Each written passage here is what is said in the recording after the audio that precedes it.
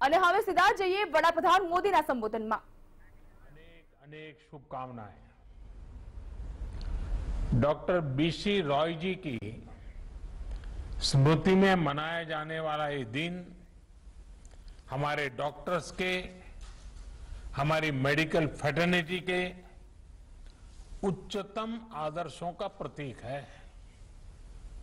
खास तौर पर पिछले 1.5 साल में हमारे डॉक्टर्स ने जिस तरह देशवासियों की सेवा की है वो अपने आप में एक मिसाल है।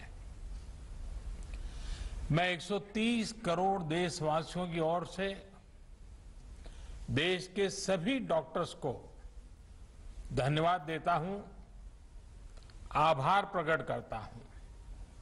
साथियों, डॉक्टर्स को ईश्वर का दूसरा रूप कहा जाता है और वैसे ही नहीं कहा जाता। कितने ही लोग ऐसे होंगे जिनका जीवन किसी संकट में पड़ा होगा, किसी बीमारी या दुर्घटना का शिकार हुआ होगा, या फिर कई बार हमें ऐसा लगने लगता है कि क्या हम किसी हमारे अपने को खो देंगे। लेकिन हमारे डॉक्टर्स ऐसे मौकों पर किसी देवदूत की तरह जीवन की दिशा बदल देते हैं, हमें एक नया जीवन दे देते हैं। साथियों, आज जब देश कोरोना से इतनी बड़ी जंग लड़ रहा है तो डॉक्टर्स ने दिन रात मेहनत करके लाखों लोगों का जीवन बचाया है। ये पुण्य कार्य करते हुए देश के कई डॉक्टर्स ने अपना जीवन भी न्यौछावर कर दिया। मैं जीवन आहूत करने वाले इन सभी डॉक्टर्स को अपनी विनम्र श्रद्धांजलि अर्पित करता हूं और परिवार के प्रति अपनी संवेदना व्यक्त करता हूं। साथियों, कोरोना से लड़ाई में जितनी चुनौतियां आई, हमारे वैज्ञानिकों, डॉक्टर्स ने उतने ही समाधान तलाशे, प्रभावी दवाइयां बनाई। आज हमारे डॉक्टर्स ही कोरोना के प्रोटोकॉल्स बना रहे हैं, उन्हें लागू करवाने में मदद कर रहे हैं। ये वायरस नया है, इसमें नए नए म्यूटेशंस भी हो रहे हैं, लेकिन हमारे डॉक्टर्स की नॉलेज, उनके एक्सपीरियंस, उनके अनुभव वायरस के इन खतरों और चैलेंजेस का मिलकर मुकाबला कर रहे हैं। इतने दशकों में जिस तरह का मेडिकल इंफ्रास्ट्रक्चर देश में तैयार हुआ था, उसकी सीमाएं आप भली भांति जानते हैं। पहले के समय में मेडिकल इंफ्रास्ट्रक्चर को किस तरह नजरअंदाज किया गया था, इससे भी आप परिचित हैं। हमारे देश में जनसंख्या का दबाव इस चुनौती को और कठिन बना देता है। बावजूद इसके कोरोना के दौरान अगर हम प्रति लाख जनसंख्या में संक्रमण को देखें, मृत्यु दर को देखें, तो भारत की स्थिति बड़े बड़े विकसित और समृद्ध देशों की तुलना में कहीं संभली हुई रही है।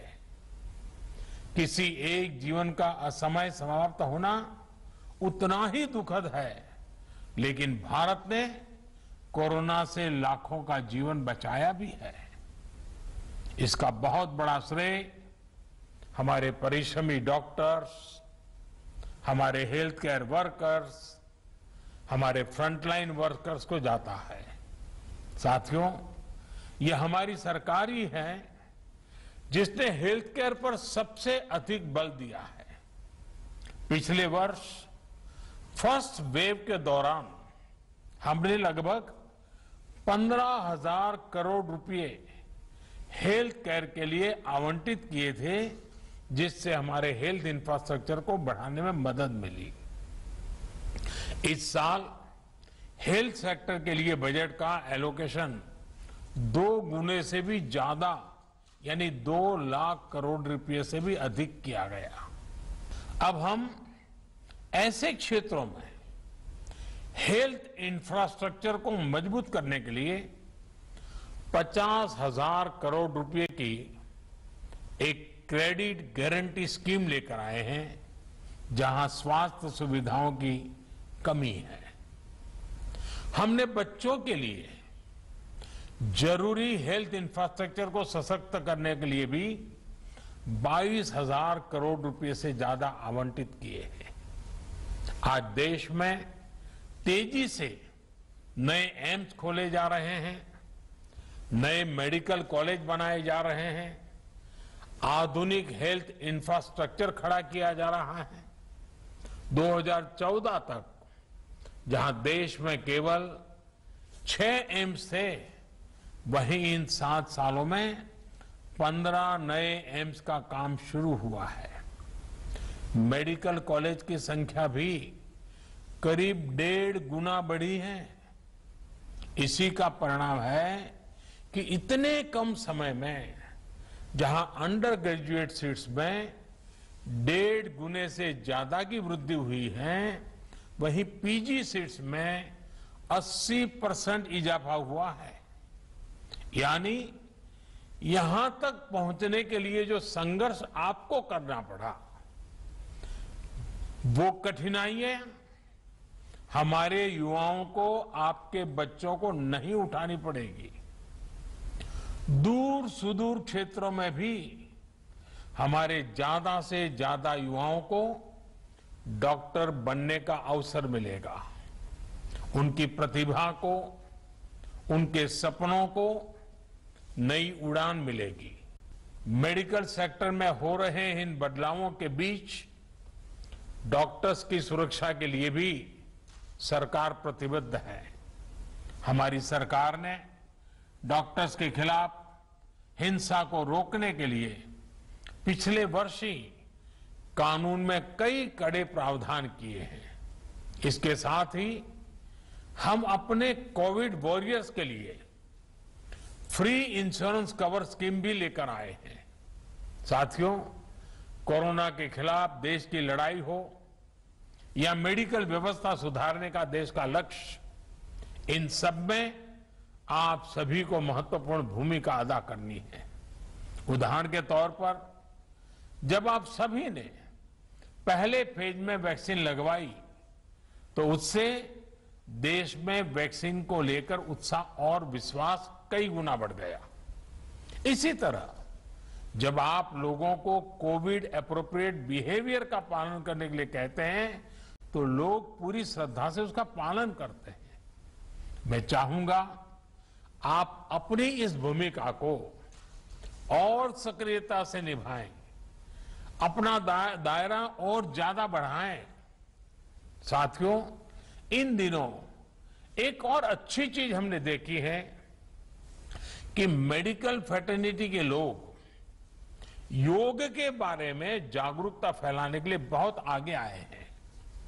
योग को प्रचारित प्रसारित करने के लिए जो काम आजादी के बाद पिछली शताब्दी में किया जाने चाहिए था, वो अब हो रहा है। इस कोरोना के काल में योग, प्राणायाम का लोगों के स्वास्थ्य पर किस तरह सकारात्मक प्रभाव पड़ रहा है, पोस्ट कोविड कॉम्प्लिकेशन से निपटने में योग किस तरह मदद कर रहा है, इसके लिए आधुनिक मेडिकल साइंस से जुड़े कई संस्थानों द्वारा एविडेंस बेस्ड स्टडीज कराई जा रही है। इस पर आप में से कई लोग काफी समय दे रहे हैं। साथियों, आप लोग मेडिकल साइंस को जानते हैं, एक्सपर्ट हैं, स्पेशलिस्ट हैं, और एक भारतीय को योग को समझना भी स्वाभाविक रूप से आसान होता है। जब आप लोग योग पर स्टडी करते हैं, तो पूरी दुनिया इसे बहुत सीरियसली लेती है। क्या आईएमए इसे मिशन मोड में आगे बढ़ा सकती है? योग पर एविडेंस बेस्ड स्टडीज को साइंटिफिक तरीके से आगे ले जा सकती है?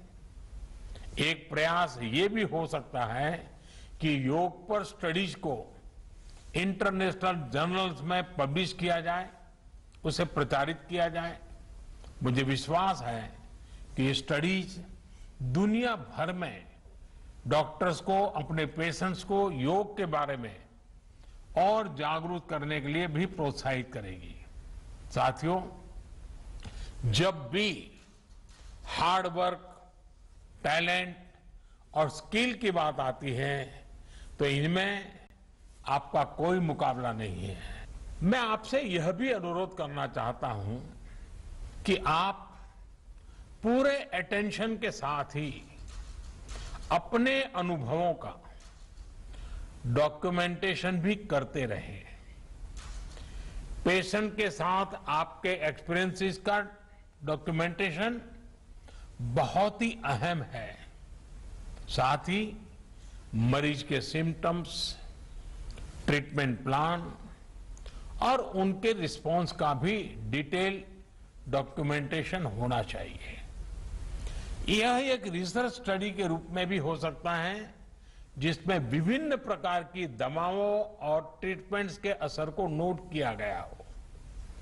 जितनी बड़ी संख्या में आप मरीजों की सेवा और देखभाल कर रहे हैं, उसके हिसाब से आप पहले से ही दुनिया में सबसे आगे हैं। यह समय यह भी सुनिश्चित करने का है कि आपके काम का, आपकी साइंटिफिक स्टडीज का दुनिया संज्ञान ले और आने वाली पीढ़ी को उसका लाभ भी मिले। इससे दुनिया को जहां मेडिकल से जुड़े कई जटिल सवालों को समझने में आसानी होगी, वहीं उसके समाधान की दिशा भी मिलेगी। कोविड की यह महामारी इसके लिए एक अच्छा स्टार्टिंग पॉइंट हो सकता है। वैक्सीन किस प्रकार से हमारी मदद कर रही है, किस प्रकार से अर्ली डायग्नोसिस का लाभ मिल रहा है और एक पर्टिकुलर ट्रीटमेंट किस प्रकार से हमारी सहायता कर रहा है, क्या हम इसको लेकर ज्यादा से ज्यादा स्टडीज कर सकते हैं? पिछली शताब्दी में जब महामारी आई थी, आज उसका डॉक्यूमेंटेशन बहुत उपलब्ध नहीं है। आज हमारे पास टेक्नोलॉजी भी है और हम अगर कोविड से कैसे मुकाबला किया गया है, इसके प्रैक्टिकल अनुभवों का डॉक्यूमेंटेशन करते हैं, तो वो भविष्य में पूरी मानवता के लिए बेहद मददगार साबित होगा। आपका ये अनुभव देश के मेडिकल रिसर्च को एक नई गति भी देगा। अंत में मैं यही कहूंगा कि आपकी सेवा, आपका श्रम सर्वे भवन्तु सुखिनः के हमारे संकल्प को अवश्य सिद्ध करेगा।